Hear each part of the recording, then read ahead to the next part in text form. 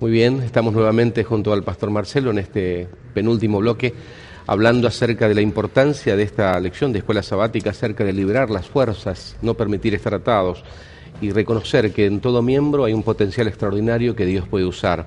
Hablando de la creatividad, pastor, la lección propone una cita del Deseo de todas las gentes, página 313, dice: nuestra confesión de su fidelidad es el factor escogido por el cielo para revelar a Cristo al mundo.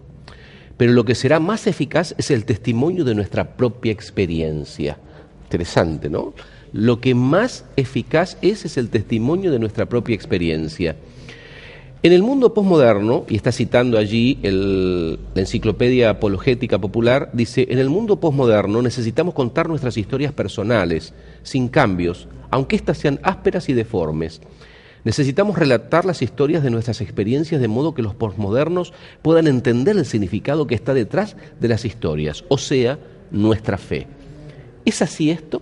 ¿Has comprobado esto en lo particular en relación con el trabajo con los jóvenes? Que a veces es más importante, más que un código de doctrinas o de 28 doctrinas desarrolladas, es la oportunidad que el joven cuente su experiencia y de repente a partir de ahí surge en esa experiencia de fe el interés genuino en la palabra de Dios. Claro, en el joven, como es posmoderno, se aplica totalmente esa frase, pero también se aplica, y eso es novedoso lo que está diciendo Elena de White, a la predicación del Evangelio, porque también a los modernos de antes, que piensan más que sienten o que captan de otra manera, también le pega el testimonio. Es interesante, la frase clarito dice: pero lo que será más eficaz es el testimonio de nuestra propia experiencia.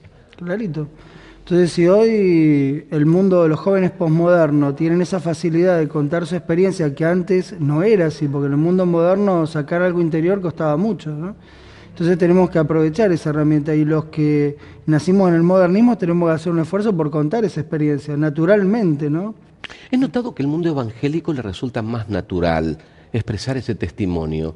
Lo he escuchado, se me han acercado a mí, me han dado su testimonio, me han brindado su testimonio, y a veces he tenido reuniones con ellos o dando estudios bíblicos en grupos pequeños, en lugares donde hay visitas de origen evangélico, y uno nota con qué facilidad ellos brindan su testimonio. ¿Hay un entrenamiento distinto, será? ¿O a nosotros nos está faltando entender la importancia de nuestro testimonio personal? Sí, puede ser.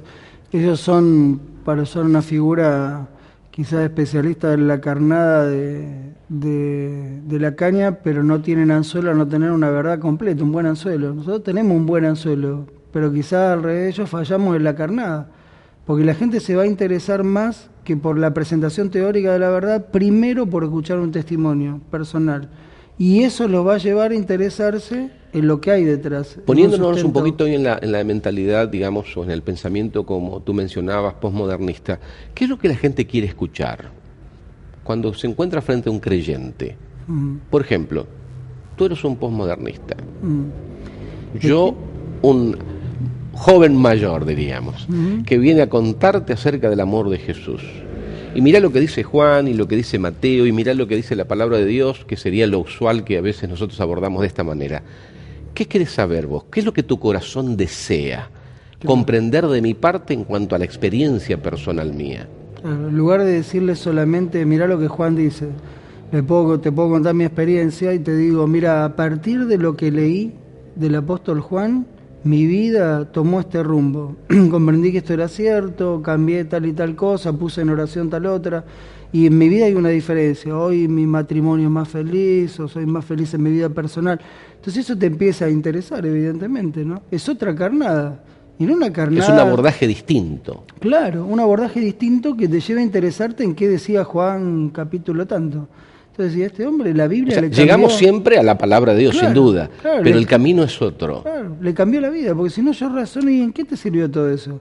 Muy lindo, vos me decís todo eso, pero yo te veo que sos igual que siempre, o no sé cómo fue tu vida, y creo que, bueno, vos me decís eso porque vos tuviste una crianza distinta a la mía, viviste una circunstancia distinta, y a mí no me sirve. O como peor, algunos dicen, bueno, a vos ya te lavaron el cerebro, o sea, claro, algunos piensan dramáticamente de esa manera, ¿no? Porque como dice también la frase, que nosotros, la gente puede discutirnos un argumento, pero nadie va a poder discutirnos nuestra experiencia personal. Entonces yo, si empiezo con la experiencia personal, evito discusiones. Claro. Y después la gente... Es tu testimonio. Claro, y después voy a la Biblia. Es irrebatible. Porque al final va a decir, bueno, ¿yo cómo puedo hacer para estudiar la Biblia? Yo te invito. Voy a tu casa y compartimos todo. Entonces empezamos a compartir la Biblia y ese me parece que es el camino, un camino práctico, como los hebreos, que fueron el pueblo de Dios por tanto tiempo, son prácticos y hacen todo práctico. Nosotros no podemos ser menos. Somos el mismo pueblo, con la misma fe, nada más que con la promesa cumplida en Cristo. Amén.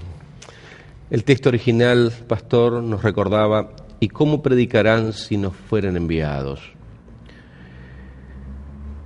Como está escrito, cuán hermosos son los pies de los que anuncian la paz, de los que anuncian buenas nuevas. Liberar para el ministerio. Un ministerio que Dios nos ha dado a todos. Nadie puede decir, a mí no me toca. Es una responsabilidad compartida que el Señor no asignó a ciertos líderes en particular. Es verdad que hay líderes que Dios ha establecido con propósitos específicos, pero la tarea no es apenas de ellos. La tarea es absolutamente de todos nosotros. Ahora, ese liberar permite que esos pies puedan moverse, y cuán hermosos son de aquellos que predican, que llevan el Evangelio de la paz. Amén. Cuando pienso en las plazas, en las comunidades, cuando pienso en esos barrios humildes, o cuando en esos barrios encumbrados, cuánta gente en esos edificios, en esas mansiones, que viven agobiados, con sentimientos de culpa, con angustia, sin esperanza y sin Dios. Cuando uno anda por la calle en las grandes ciudades y en las pequeñas, incluso aquí en la zona rural, al caminar, uno ve personas que aún no tienen el privilegio de conocer lo que tú y yo conocemos.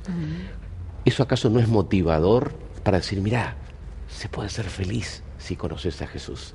El Dios de la palabra es maravilloso. Te invito a que también lo conozcas. A mí me cambió la vida. Permite que te cambie también a ti la vida. Tal cual. Así, esa es la manera de predicar el Evangelio. Los discípulos eran incontenibles porque el entusiasmo de ellos era superior. Hago referencia, siempre me gusta hacer referencia al sermón de Pedro en el Pentecostés. Vos lo analizás y decís, ¿qué dijo más de lo que digo yo en un sermón?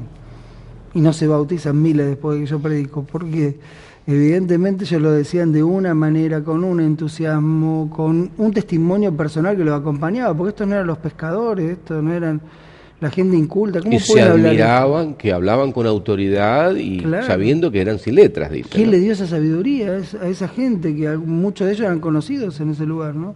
¿Quién le dio esta sabiduría? Entonces había algo atrás que evidentemente la gente quería conocer. Qué maravilloso. Gracias, pastor, por acompañarnos en estos momentos, y en breve cerramos el programa y permitamos que el Señor pueda usarnos conforme a su promesa y conforme a la sugerencia y la propuesta de la lección de la Escuela Sabática de esta semana.